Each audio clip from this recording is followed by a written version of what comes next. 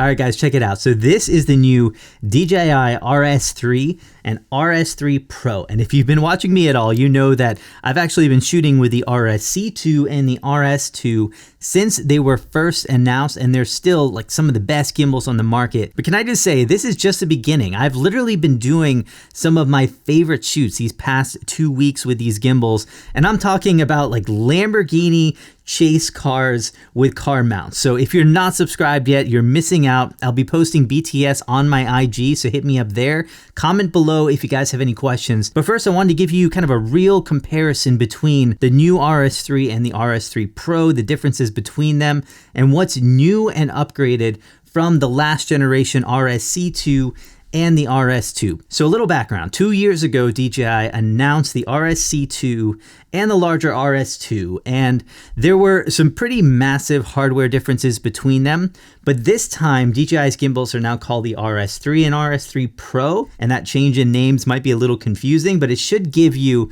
a little hint as to just how similar in hardware these gimbals have become. So first of all, the RS3 and the RS3 Pro now share a detachable battery grip, just like the RS2 had.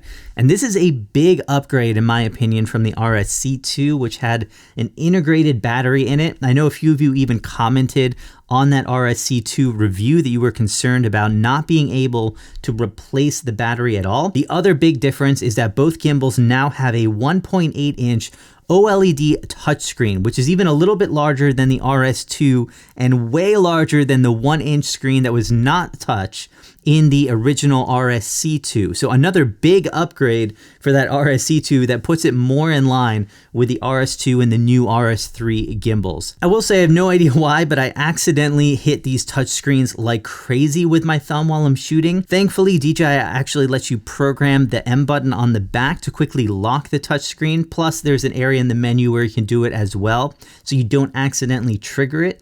The other good thing is that there is now a physical control dial on the side of both of these gimbals that allows you to change your modes really quickly without needing to unlock the touchscreen itself. There are some big functionality changes though. So on that dial, you can choose between pan follow, pan tilt follow, and FPV. Now, what I love about these gimbals is that each one of those can be programmed with its own speeds, its own settings. So for example, I can have my pan follow mode turned really slow, but my FPV mode, the speeds are a little bit higher.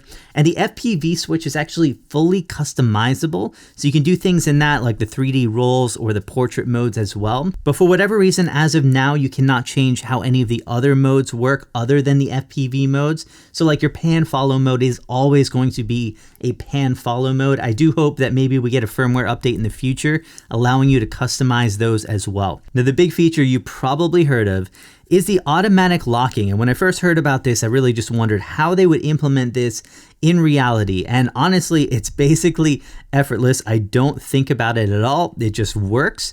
So the gimbal still has traditional locks on it, and you can lock these manually or unlock them manually, or the gimbal can do it by itself. But what's nice is that this is actually completely locked right now. So I can hit a button, and literally in like 2 seconds, this gimbal is now powered on and ready to go and unlocked. Thankfully, there are some configuration options, so you don't have to use this feature, and you can set it to automatically lock but not fold the gimbal, which might be better if you've got this thing rigged up or have monitors attached or other things that could get in the way. I will say I've been using this for the past couple of weeks. I found that I tend to not use this feature as much when powering off the gimbal, because usually if I'm powering it off and on again, I might be switching lenses, I might be rebalancing it, and I need to manually unlock it anyway. But when I'm going into sleep mode or just need to take a little break with the gimbal, I can just hit the power button right here. I am still powered on, but in sleep mode. And then now I can move the gimbal and not have to worry about my lens going all over the place. So this for me was a really big addition. Now the RS3 is actually a bit smaller than the RSC2. And on my scale, it came in about 1.5 ounces lighter. And that's despite some really massive improvements. I will say that one of the reasons is that the battery handle actually got a little bit small. Like my pinky doesn't quite fit in here very comfortably, so it could be a little bit of an issue, especially if you have larger hands, but there are some massive improvements here. So one of the big ones is you now get an adjustment knob, which we first saw on the RS2, and this is great. It actually allows you to make some small adjustments to the positions. Plus you get these really nice clamps on the back and the sides for locking these into place, much better than these screw attachments that we had on the RSC2. Now what's interesting is that the RS3 Pro, which is actually a decent amount larger than the RS3, is barely heavier, and that's because the RS3 Pro has carbon fiber arms on it. And the fact that it's larger actually means that you can hold some larger camera setups. So whether your camera has a cage on it like mine does here, you're using just larger cameras like the Canon C70 or Sony FX6 or something like that, that room is going to help. Plus, I did notice that the RS3 Pro, the arms are about an inch longer. Plus it has a little bit more room in this gap between the tilt motor and the right side of the camera, so you can actually hold some pretty large setups on this. So I don't know if you guys were like this too, but I almost never hooked up my camera to the gimbal, and that was just because having cables connected to the gimbal wasn't worth the extra convenience of just being able to hit record from the gimbal instead of the camera itself.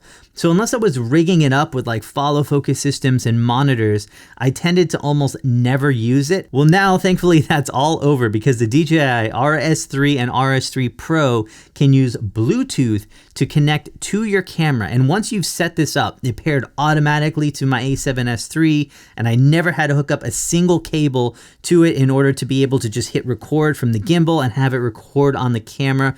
All of this is now completely wireless. Now, both gimbals have the ability to be controlled and customized remotely using the Ronin app, but the RS3 Pro combo actually comes with DJI's Ronin image transmitter.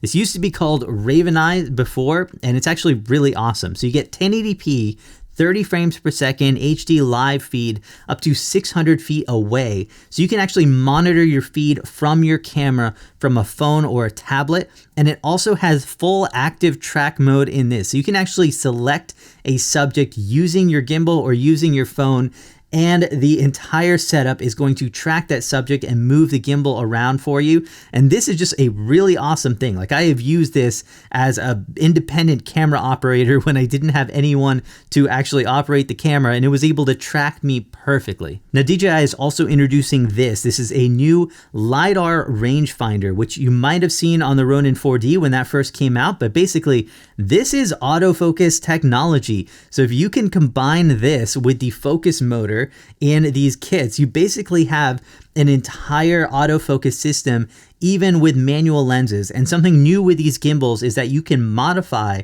the autofocus settings, so like single point or full tracking, so you can be tracking autofocus with cinema lenses, and this is absolutely amazing. Plus you can get a full preview of that feed on your gimbal itself with or without the image transmitter system. Now, I personally don't use a whole lot of manual focus lenses, but I did want to test this out. And for me, it works pretty well if you have a dominant object that you want to focus on. It's not a very intelligent system though. So if you have a lot of other things going on, sometimes it can get confused, but it does give you capabilities that you just absolutely couldn't get any other way. Also, stabilization is now better across both of these gimbals. So DJI says there's about a 20% improvement in stability, and it has some new autofocus algorithms. Although the load limits are pretty much the same as before, so the RS3 can handle up to 6.6 pounds, while the RS3 Pro can handle up to 10 pounds. And again, keep in mind, this is just load limit. So the size of your camera and the center of gravity still come into play to figure out if the gimbal can support your setup. I'd say if you're using kind of smaller to medium cameras, something like the A7 IV, Canon R5, even with a f2.8 zoom lens, the RS3 should be able to support that without an issue. But for larger setups like a Canon C70, FX6, or if you're using a lot of accessories with your setup, the RS3 Pro definitely has some more adjustments and can handle those larger setups. So for me, the RS3 is actually a pretty massive improvement over the RSC2 in quite a few ways. So sure, that auto lock is awesome, but also having just a larger touch screen, replaceable battery. I really like this precision knob on the side. And actually all of the clamps are just so much better than these screw clamps that we had on the RSC2.